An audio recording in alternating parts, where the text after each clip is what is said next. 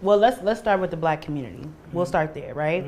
You know, we talked about it, and I told you that I had some conversations with some, you know, people in the industry, and half of the people said you're making the biggest mistake for your brand, right? Because you bring in Tekashi in, he's going to troll the interview, and even if he doesn't troll it, the Black community is going to be mad for certain reasons we're about to address, right?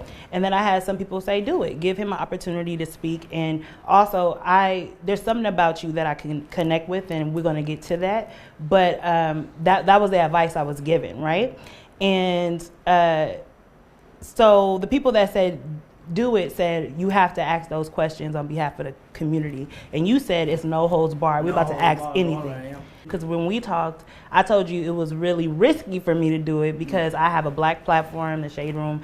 Majority of the people that follow the Shade Room are Black. And the Black community at this point, where would you say the Black community stands with you at this point? Would you say that, you know, I mean, it's from your point of view? It's kind of a trick question because the Black community, to me, I always loved the Black community. I mean, you know, my girlfriend's Black. You know my girlfriend. So you like Black women? Yeah, I love Black women. I mean, I'm with a Black woman, like, straight, you know. Have you always dated Black women, like, from the Yeah. Like, my first girlfriend, I don't know if she's going to see this interview, but my first girlfriend was Maltea, like, in the second grade. So the first girl I ever dated was a black and why do you think that is? Because you're Mexican, you come from Mexican culture. I grew up in Bushwick, Brooklyn. Like, I went to PS 59 in Aguadilla. So, like, that's, if you know, so, you know Jay-Z. Jay-Z is Marcy Projects. I'm Sumner Projects, like, Locust. Like, so Sumner, Tompkins, How Marcy. far is that for people that are not from 3 minutes. 3 minutes. Yeah, so you grew up 3 minutes away from where Jay-Z grew up. Yeah, like, that's my neighborhood, and everybody's there Black, and I'm the only Mexican kid. Like, growing up, we call it, like, yo, Taco Bell. Like, that's really? Yeah, like. So you All my friends are Black. So you're not really connected with Mexican culture, would you say? No, I am. Hell yeah, like, I am. Like, from your family, but not from your. Yeah. Like, my mom don't speak no English. So the number one reason I would think that there's contention between you and the Black community, right, especially the male Black community, would be Nipsey Hussle, right? So recently, right, you went down to Buffalo Wild Wings where there was a Nipsey Hussle mural. And a lot of people, and I'm going to tell you this, right, when you did that, because we know that Nipsey Hussle said something about you before in a song, or he talked about he had a line that said something about a rat, right? You right? But he passed away and he was memorialized by Black people, and he is a legend in the Black community, and he's somebody that everybody reveres. And so it's like any culture. If you go to the Hispanic culture, you go to the Asian culture, whoever they revere, they're going to be attached to, and they're going to feel hurt when they feel like there's trolling going on or something like that, right? So when you went to Buffalo Wild Wings and you took that video in front of the Nipsey Hussle mural, and you was dancing a little bit, and then you Nah, I didn't dance. All I did was I had a couple fans out there. I waved to the fans that was on the line. I think it's a Fat Burger. I'm not from here. It's like a Fat Burger or something there. Yeah. So I waved. There was a line, like a drive-through. So I waved. Then the lady in the video, you could clearly see a lady get out like she was working and waved at me. So I waved at her, and I said, I want to go pay my respects to Nipsey. Granted, a lot of people say that I went out there to troll. Now I'm going to tell you what happened when you did that. His people, a lot of people that were connected to him, I had people calling me in tears. You know what I mean? They were crying because they were like, we can't believe he would, like, they're grieving, right? And they took it so deeply. And I can understand why. So I want to ask you, like, to be real with me, like, seriously be real. What was your intentions of going to the Nipsey Hussle mural and posting it? Now, let me tell you this. The people that called, right, and I'm going to answer your question. I remember the question, what was my purpose? But I want to ask you this.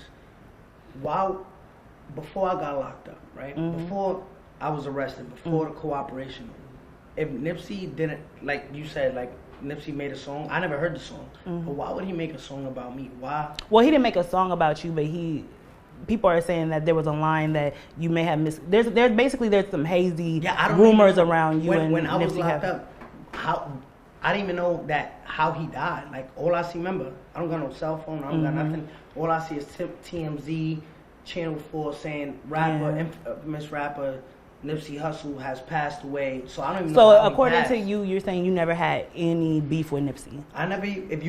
Listen, I got $1 million in that duffel bag right now. If you find a video right now of me dissing Nipsey Hussle, like like before my arrest or before all of that, I give $50,000. So what was the purpose? So what was the purpose of you going to his mural? Just paying my respects to LA. You know, if I show you my Spotify, my back end, my most listeners is Los Angeles. Okay. Second, I take a guess. What is it? New York? Chicago. Chicago. We wouldn't even know that. I didn't even know. When I had the label meeting before I did the album release, my top listeners is LA, Chicago, then it's like Dallas, and then it goes. And New York is not even number one. So let me ask you this question then. When you posted it, did you know people would be mad? Did you know people would take it the wrong way? I don't know why though, but why would they? What's the difference between? All right, let me ask you something. Because I'm gonna tell you why. What's the difference between me doing it? Yeah. And just give me any rapper. Name one out of the top of your head. The Migos. Right, what's the difference between me and the Migos doing it? The difference is, and I'm be clear with you. Like I said, you know, I'm gonna be honest with you. The difference is that everybody knows what Nipsey stood for. Mm-hmm. Everybody knows that Nipsey was against, snitching. He was really, he really abided by the street code, right? Mm-hmm. So when you went there, right, and correct me if I'm wrong, did you say it was the store? Nipsey Hussle's store that you were at? Yeah, it was closed. I got out the car. There was people there selling bandanas, Corona masks. So I said, yo, I can't do it here. Mm-hmm. So I went on the same block around and we did it there. This is the thing. I don't think people are fair. You know what I'm saying? Because if I do it, it's trolling. If I do it, oh, you didn't represent. How did I represent? What's to be honest, I don't even consider myself a snitch. Let's put it like that. This is what I feel. I feel like you have a hard time sometimes taking accountability. Would you say that about yourself? Well, have you heard that? What do I have accountability? All right. What do I have a hard time accepting? And I'll be completely transparent. If I were you, I'd be like, hey, Pop Smoke, me putting Pop Smoke and talking about how he died and you using that to justify why I have security could be, seen as, people could take that as disrespect just because he's passed. You know what I mean? But that's just one thing. No, let me touch on that. You know, me and XXXTentacion? Mm-hmm. XXX was my close friend. I'll pull up the DM like I did and other things. Mm-hmm. The day before he died, he texted me and said, be safe and never let your guard up, right? The next day he died. Let me see if I can pull it up for you.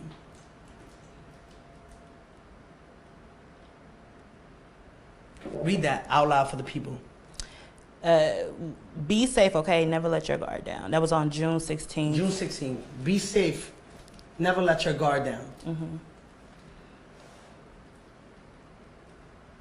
What would happen if X had security?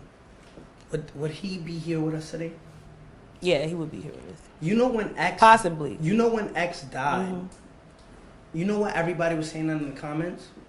Where was his security? Why does he have a duffel bag full of $50,000 with no security? Right? Mm-hmm. Pop Smoke. You know what they were saying? What Rachel was telling me where was his security? Mm-hmm. Why wasn't his boys there? For somebody who's so hated like me, if I didn't have security and I died, mm-hmm. people are going to be like, where's his security? Mm-hmm. But when you have security, you're soft. You know why? Why? And I'm going to tell you the difference, right? That a lot of people would say, right? Okay. Is that you have built a persona, right? And this is going to get into why people are like, oh, cancel him, this and that. You built a persona of being like almost this invincible person. And I want to talk to you about that. Shouldn't I feel like that? Shouldn't you wake up every morning and look at you like, yo, I'm that bitch? I wake up in the morning, I'm like, feeling invincible and being that bitch are two different. You know that's two different. Okay. So explain it to me. So to me, this is what I want to do, right? I want to go back because I remember reading an interview where you said that you felt that your stepdad was invincible. Yeah. When you were younger, and so when you said that you felt your stepdad was invincible, what did you mean by that? Okay. What does invincible look like to you? Invincible. All right. So my dad, right?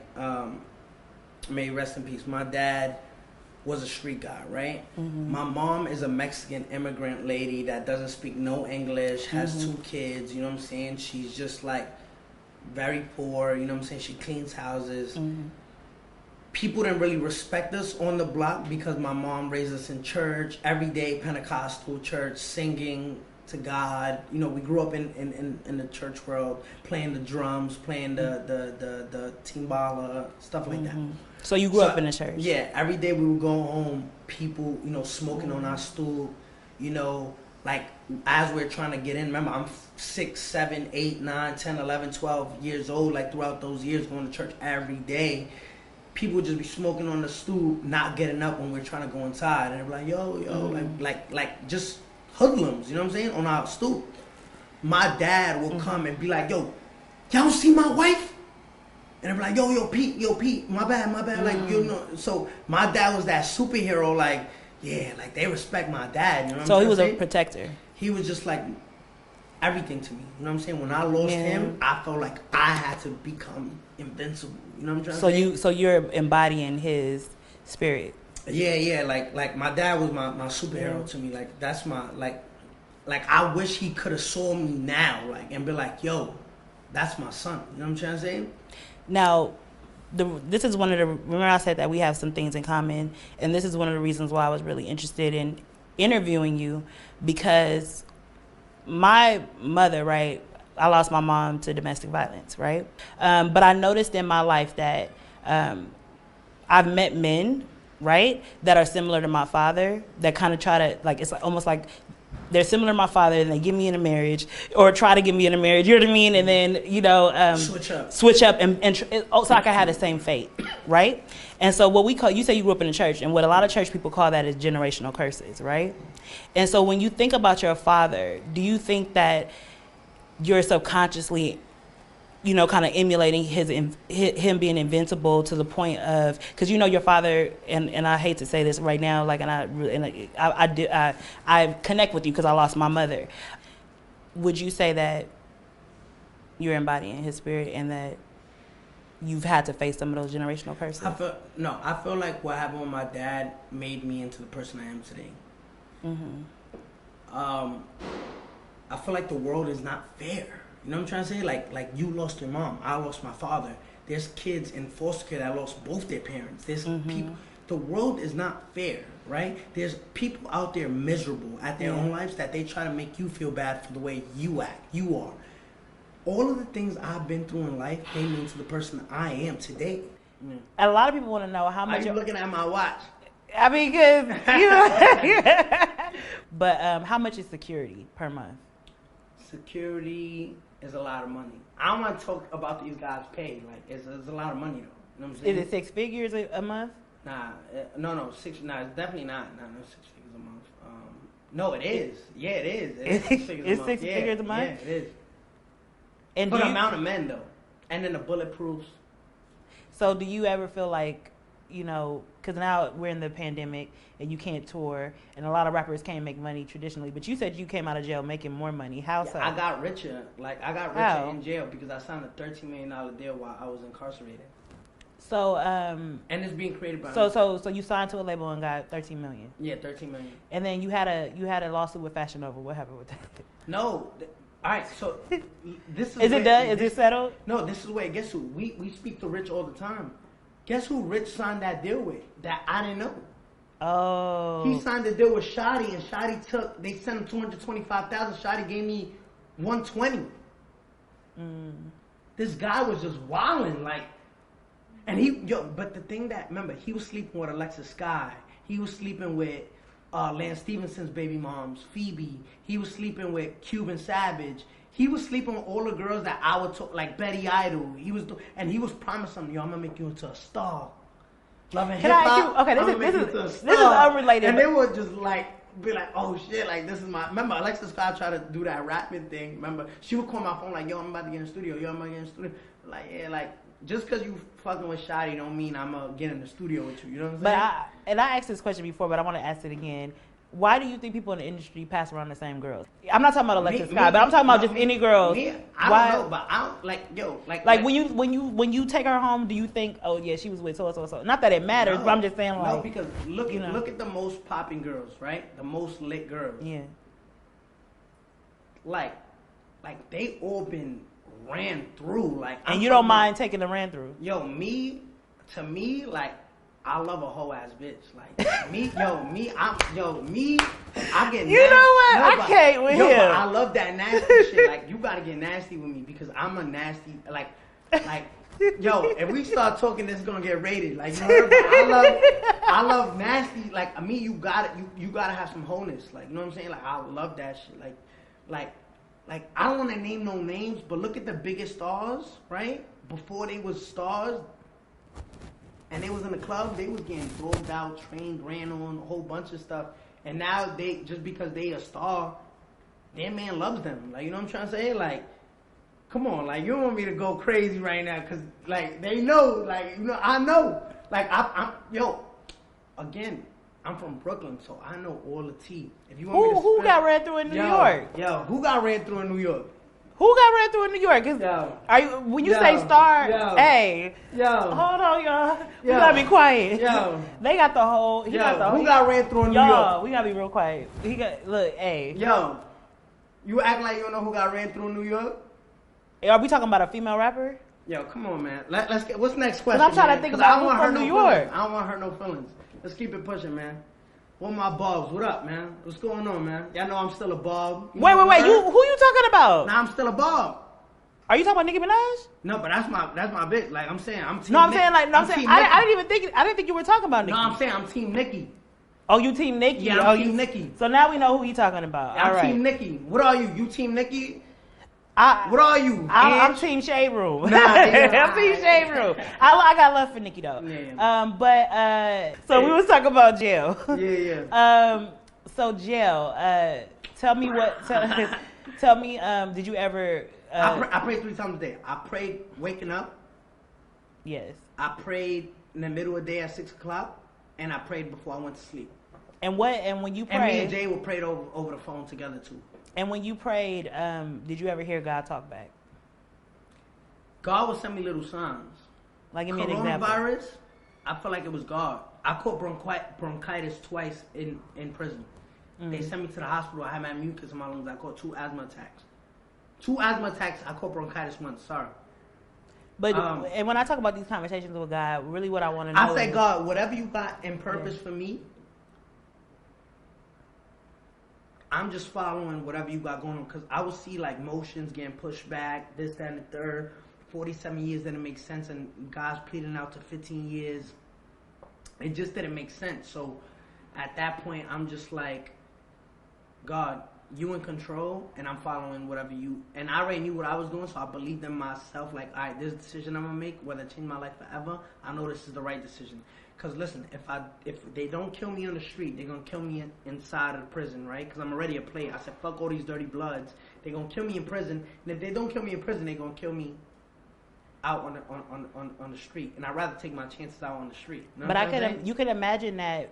And the reason why I know this is because I do the Shade Room. So I own the Shade Room. So when I talk about God, people are like, really? You know what I mean? So I feel like when you talk about God, there are going to be some people who are like, okay, so you think God saves you? I'm not saying anything about it because I know who God is, right? But you think God saves you? You think that God saves you from going to jail, but the other people have to go to jail, or God saves you from getting shot, but the other people get shot, or you know what I mean? Basically, it's like they're like, why? What makes you? What are you? So because a lot of the principles of God, some people will say you don't practice, right? Some of them. So when you're talking to God in jail, is there a point where you're like, okay, this is what I promise I'm gonna do moving forward? I'm not gonna lie. In 2015. And this, I think about it all day. I told God in 2015, nobody knows this because it's just between me and God. I told 2015, I said, when I got locked up for the child sexual misconduct with an underage girl, I said, God, I'm no longer going to rap no more. I swear to God, if you get me out of this situation and you set me free, I'm never gonna rap no more because rap is the devil's music, right? I made that promise to God. What made you come to that conclusion? Listen, because my mom will always tell me like, yo, you see what this got you? Because remember, I got caught up in that situation trying to be a rapper and trying to do viral shit for Instagram with girls and not knowing that girl was underage. That took me to that place, and I came and I promised God, I said, please get me out of this situation, get me out of Rikers Island. I promised that I will never rap no more. Came home and I still rapped, and I broke that promise with God. But then I said, what if I'm doing this, but God is using me for a bigger purpose, right? Like nobody knows that. I'm telling you that now, but between me and God, I tell God I'm sorry all the time and sorry for everybody. I'm just trying, you know what I'm saying? And that's the thing where God understands my mom, how she raised me, how we grew up, and understand that I got a bigger purpose, you know what I'm saying? And so you saying basically, hey, look, you know, we're all sinners, like we all make mistakes, but my heart is for God. And that's the most important thing. Exactly. So that happened, and now I'm home, and I'm just trying to, like, my thing too, Angie, I want to ask you, right? And this because a lot of people want to know. There's this street code, right? And there's rules to the street, street fundamentals, right? Street rules stand told. What if you had to think about street rules? What street rules? Loyalty, honor, no snitching. I don't know. Right, but those are the biggest ones, right? Loyalty, dishonor, no snitching. Everybody want to get on me for snitching, right? No, hold on, follow me. Everybody want to get on me for snitching, but where was the loyalty at? Have you ever heard of the phrase "there's no loyalty amongst thieves"? I heard that before, and I'm just saying, you can't fight fire with fire and say, oh, just because you did wrong, I'm going to do wrong. But it just... Is the gang life ever loyal, though? I know it to be full of snakes and full of betrayal. Me and Akon made Locked Up Part 2, right? And in Akon's verse, he said, everybody wants to talk the street code, but they only follow when it's convenient for them. So everybody wants to follow the street code, right? But if they was in my shoes, they would have did the same thing. There's no loyalty in the street. Remember that saying, the streets love nobody? You remember that saying? There's no loyalty with people that do this, but what an idiot wants the world to believe, right? Right? What the idiot wants the world to believe is to say, oh, these people could do you wrong, but stay loyal to them. Even though I wouldn't, I want you to, because I want to make it seem like I'm this hardcore gangster that would do different than what you did, because you know what you signed up for. I know what I signed up for. And I know that what I signed up for was to be loyal to these guys, but I expected loyalty back. You give what you get. You get what you give.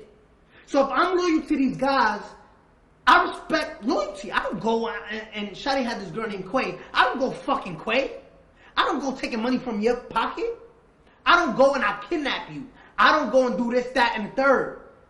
So when it's done to me, I'm supposed to sit there and eat it? No, you're lying. You're a hater. You're just mad that I did something and had the courage to do that you wouldn't do. So now that I owned what I did. So now that you've done it, and now that you have cooperated, it seems to me that you're gonna continue to fight, and let me know if I'm wrong, for all of the rats to get the same treatment.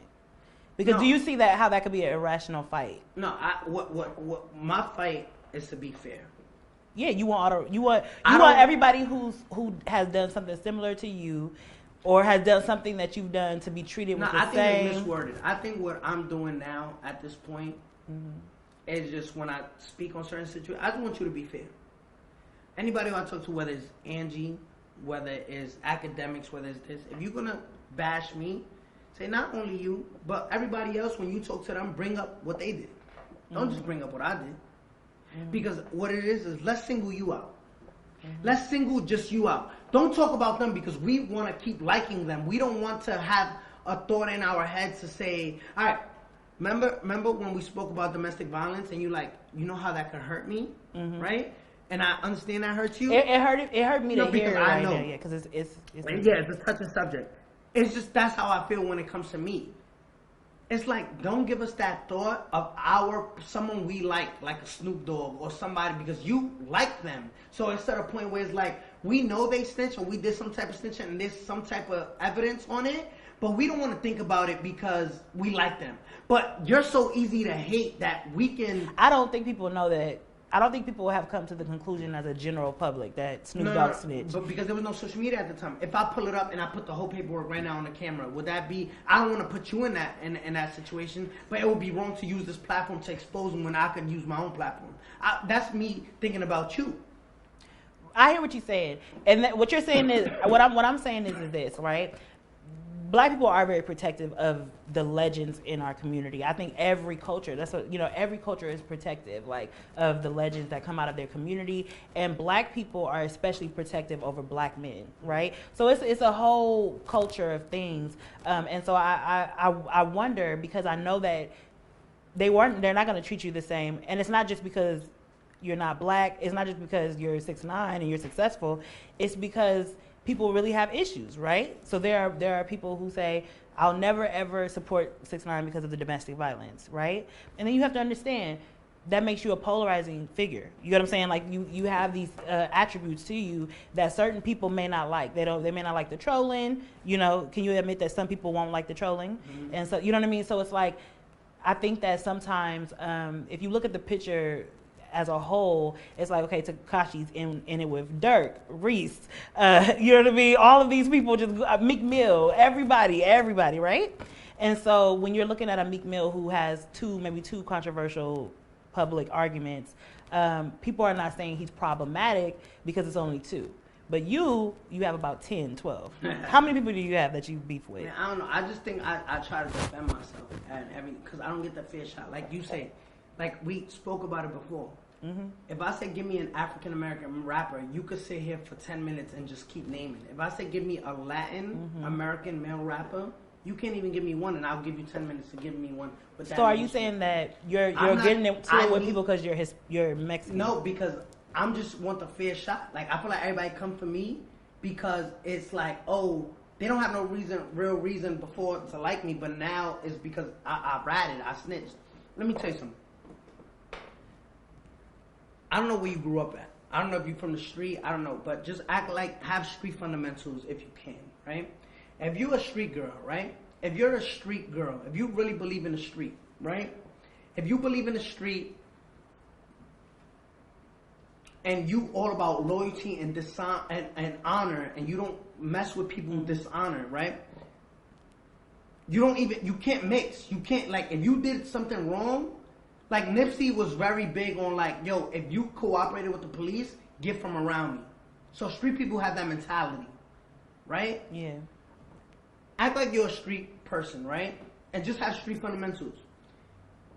If there's a guy that you know ratted, offering you a job, and you really need a job, you really need this job, you really need to get paid, but you know he ratted, would you take that job? And you're a street person. He's a rat. He's a known rat. He ratted, and he's about to cut your check. I wouldn't take it if I'm against ratting. You wouldn't take it if you're against ratting? That was against. But why? Because it's about honor, and it's about loyalty. It's about integrity. You ever heard the word integrity? It's having morals, because you have to stand tall on something. I think integrity. I wouldn't take money from a rat. Because my integrity, my loyalty to the street wouldn't allow me. Can we look up the word integrity on your phone? Yeah. Let's do it right now. Do it quick. I love looking up words. Even when I know the answer already. I spelled it wrong, but I know they're going to correct it. How did you spell it? I spelled it Integrty. And I spelled it wrong. Almost. All right. The quality of being honest and having strong moral principles. So you being a street dude, wouldn't associate yourself with a company or a job knowing, yo, this person ratted, but this person has a job that I need to get paid, but my morals and my integrity, my principles won't allow me to take that job, correct? If it's against my principles, yeah. If it's against your principles. Let me ask you something. And be honest with me. Don't try to wiggle your way out. You think Meek Mill is against ratting? Here's the thing. No, please, just answer the question because this is gonna be very direct. Is Meek Mill? I'm gonna be honest with you. I don't follow Meek Mill that hard. I know. So, but I just want to know: do you think? I think he is. He is against ratting. He's definitely stated publicly that he's against ratting. He's against ratting. Meek Mill is signed management deal with Roc Nation. The CEO of Roc Nation is a known cooperator for the federal government. Guess who cuts Meek Mill's checks? The federal government Desiree Perez, who is the CEO of Roc Nation, cooperated with the federal government in the 1990s. She was distributing kilos of cocaine. She wasn't a federal agent. She was a civilian, a cartel distributor who was caught by the federal government, made into a rat, and they made her wear a wire, and she took two cartels down. Going to being said, if you're so against ratting and principles and integrity and morals, you don't sign with a rat. So basically saying, oh, I'm just going to single out 6ix9ine because he ratted, but I won't say that my boss is a rat. That's being fake. That right there is saying, I'm a hypocrite. You know what's a hypocrite? That says, I don't fuck with rats, but I was signed to a rat. So that's the source of all of this. No, that's the source of the trolling. No. Now, what is it now? Angie, this is what I'm saying. No, wait, don't fight it. I'm not fighting it. Is that a big contradiction? Angie. We've heard. No, Angie, don't fight it. Hold on. I'm not. I'm not. Is that against principles? If you were a street person. If I was a street person, that would be against principles. There you got it. So that's what I'm saying, right? So I'm just being smart, yo. You can't be smart when it's time to be smart, and then play dumb when it's time, because people want to wiggle out. If I had me, the reason you know why people are wiggling, because we can't verify this information. Okay, so let me Google.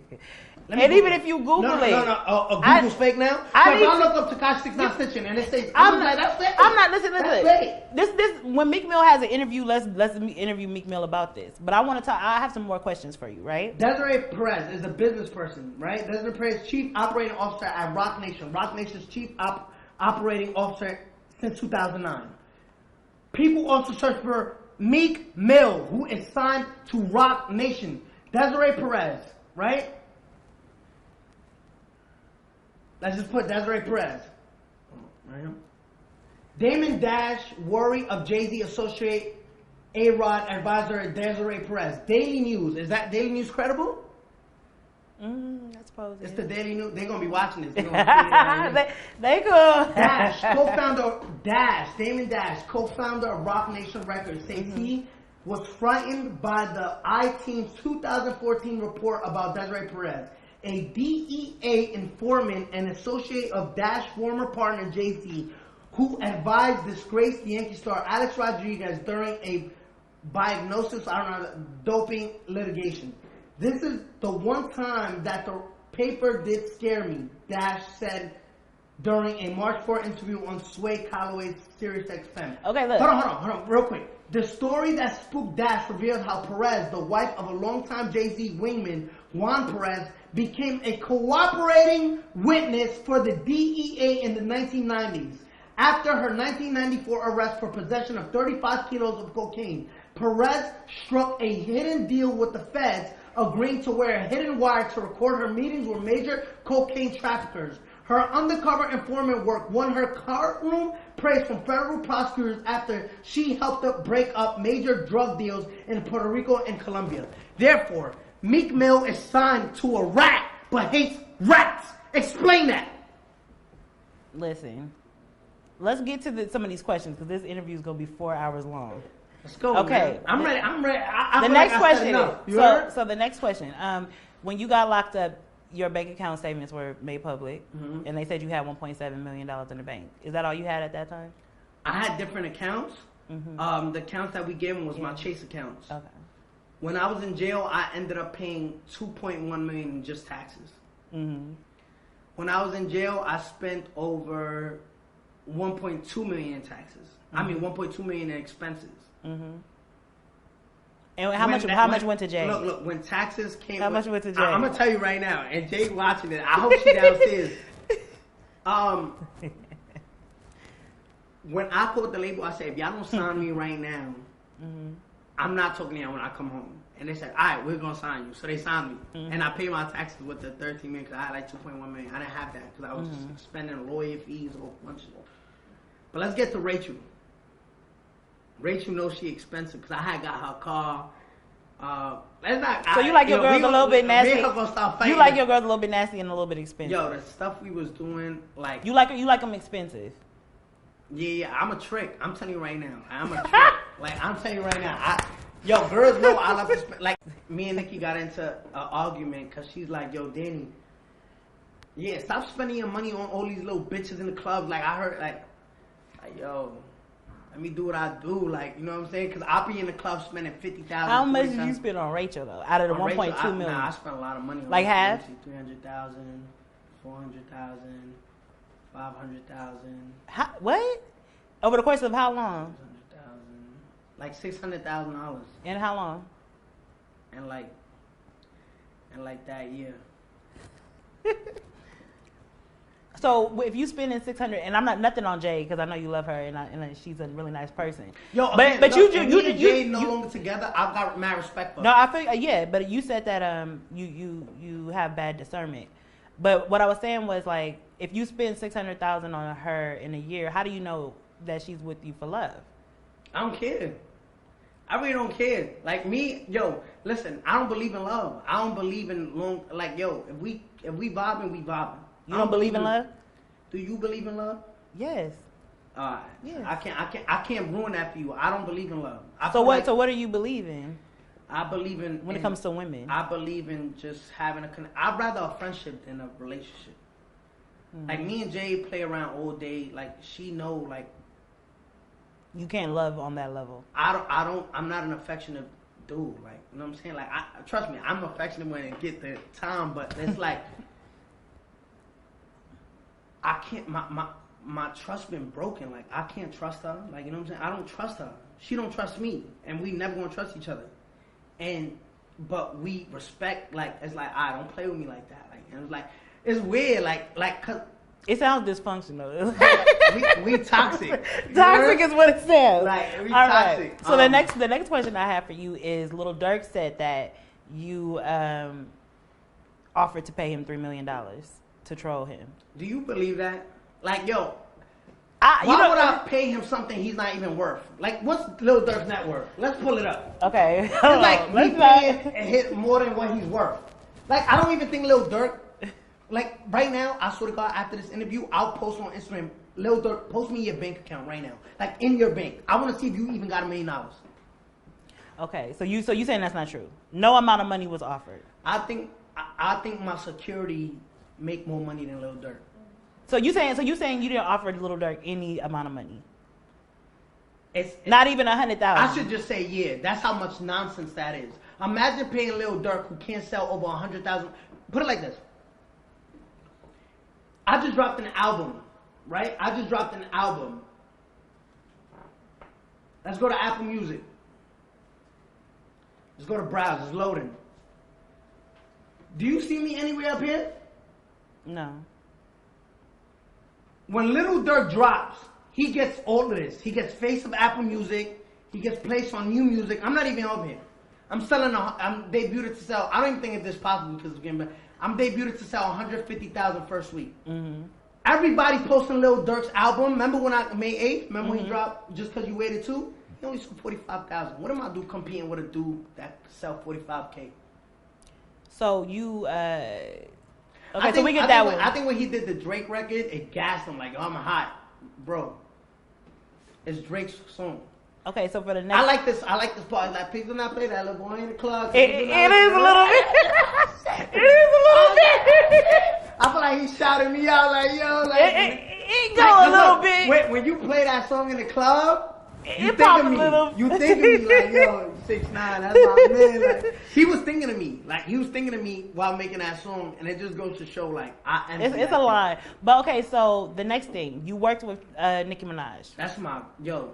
So you saying y'all still cool to this day, even after the statement that you made that she didn't help you get to #1? No, it's just for trolls. That got me out of frustration because it was just like, yo, y'all don't give me my credit. You know, I've been going platinum before. Like, I've been going platinum by myself. And I feel like people switch the narrative. Remember when I said Tekashi could love his mom, and then they switch it. Tekashi loves his mom but hates his dad. I got so mad, and Nicki, like, I haven't texted her because I feel dumb. But Nicki, I would never change my back on Nicki. I would never switch my back on Nicki. I would never do that because Nicki, like, she held you down when. Not only does she held me down, she's just a person that people don't understand. Like, you know what I'm saying? Like, like I love that girl to death. Like, she worked with you on Trolls, and I remember that was very controversial. I'm telling you, me and Nicki, and whatever she say about me, she could come out today. Nicki could come out today and say, "Fuck 6ix9ine. I hate him. I'll spit on him, and I'll bow down because that's the queen. That's my girl. Like, you know what I'm saying? And at the end of the day, I will never change my back on her because she is just somebody that is so, like, you don't know Nicki. Like, Nicki is just mad loving. Like, you know what I'm saying? Like me and her talk, and you see, I didn't snitch on her. I knew she was pregnant the whole time. I didn't say a word. You know what I'm trying to say? So me and her got that relationship. Because if it was somebody else, I would have told the whole world. Like, you know what I'm trying to say? So, me and Nicki just got that relationship. So, like, again, like, I love her, and I just, you know, I got carried away in that interview because I just feel like people don't give me my credit. And I got carried away. And at the end of the day, Nicki could do no wrong. Like, you know what I'm trying to say? She could literally fucking shit on my fucking head, and I'll just be like, alright, whatever. Like, you know what I'm trying to say? But that's my bitch. Okay, so going back to the jail, because we didn't really cover that. Were you ever in isolation? You try to say I was in PC? I'm just wondering, because I think I think all of us on the outside, when we imagine your jail experience, you were in isolation. Nah, I was in like a. Or you eating filet mignon, like they delivering it. Like, well, how was they that gave like? Us ice cream though. I never seen no jail do that. They gave us ice cream and Popeyes. Oh, y'all had Popeyes? Yeah, it was some big rat shit. Like, I never seen no shit like that. They was giving. How often did you get Popeyes? Nah, I can't tell that because I ain't trying to get people in trouble. Okay, so but is jail as bad as it? I mean, like what? Yo, like give me. I spent can you tell me one story? Can you tell me one story that was hard for you? Like the hardest part in jail for you? The trial. Everybody was kicking my back. Yo, I literally went on ESPN. ESPN, you know ESPN, and they were like, "Yo, Tekashi." They said ESPN was like, "Yo, who you think is gonna win? Who you think is gonna win?" Yeah, I can't tell you, nigga. I ain't no snitch like Tekashi on ESPN. Everybody's watching that one. Wow. And then I was watching the BET Awards, and then they put me up there. I was like, but it had me because I'm like, yo, when I go home, I'm gonna turn up. Yo. But you making it seem like jail was kind of cool for you because you saying, oh, I was around all snitches, so it wasn't no harm. That wasn't no harm. We had Popeyes and we had this, so I'm just saying, like, what was the hard part about being away from my family? I think being away from my family was the hardest part. And everything. And I have another question to ask you. You talked about death, right? When you talked about death and that moment where you thought you were going to die, I think a lot of people feel like you don't care about your life. A lot of people feel like you don't care about death. I've never seen. I'm one of those people. I didn't care about that. Why you asking me how much my security costs? I'm scared to die. But you just told me that Shotty was on the phone saying you could shoot the security too. You get what I'm saying? Like security. But they're away now. Like, I know that, but there's there's other gangsters out there. You know what I'm saying? If I don't know about them, I don't fear them. Like you heard, like I don't know. But do you feel like your security makes you invincible? Kinda. I mean, I don't know. I love my security. Like they mad cool. Like yo. Okay. And then as a rapper during in this time, how are you making after the 13 million? How are you still keeping the money in? Because you can't do shows. I be scamming and shit. Nah, I just be chilling. Like I be making money. Like I almost forgot the wig question because that's a big question. Yeah, nah. Cause are there braids under there? Because here's the thing, it's hot. I'm gonna tell y'all. We gonna tell y'all it's hot as hell in here. Okay, and that lace front ain't moving. Nah, I told Rachel, yo, I'm gonna be paying mad money for wigs, like for you, I need to get my how much does that wig cost? Yo, Jonathan is the literally gets paid the most. I pay Jonathan like $15,000 every time. Every week? Every time he comes out. Stop it. That is serious. Stop it, boo. I swear to God. Stop it. I swear to God. Stop it, boo. Where they do that at? Okay. No, I'm serious. I'm serious. This is the most. This is the most unprofessional. No, but listen. But I take care of my people. What you mean? It don't cost $15,000 for a wig and an install. You gotta Are you flying them out? Yeah, I'm flying them out. Oh, okay, that makes sense. Okay. I'm still trying to make it make sense. Yo, why? Y'all beefing with Jonathan? I'm not. Son. I don't even know Jonathan, but I'm just saying. Like I heard of him, and I want to get my hair done by him. He was supposed to do my hair, but no, I'm saying I've never heard about $15,000. Nah. Low key, because that wig, that's a $1,200 wig and a $300 install. But so, do you have braids under there? Nah, matter of fact, because we do caps. Because I got white people hair. Rachel braids cornrows, but my hairline get pushed so far back. My shit like back here. So is it because of the glue? Yeah, I didn't like, and she like. So your edges got pulled out. Ripping out with the glue and trying to take this over with the hand sanitizer. So why you just won't dye your? Bro, I can't. And the hand sanitizer instead of the alcohol, because I'm like, yo, the glue begins. I know the struggle. I'm like, yo. So Rachel be trying to violate, because she a hater. So she be trying to rip my shit off, and then my hairline, like, yo, she be bugging. Like, so it's just slick back under there. Yeah. Because mine's look more natural than hers. Hers don't really, it don't look like real scalp. Mine's be looking real scalp. You see the line in there? Yeah, that? She a hater. She's like, what? I went into a rage. I blacked out, and like you hear during the trial, I beat the shit out of Sarah.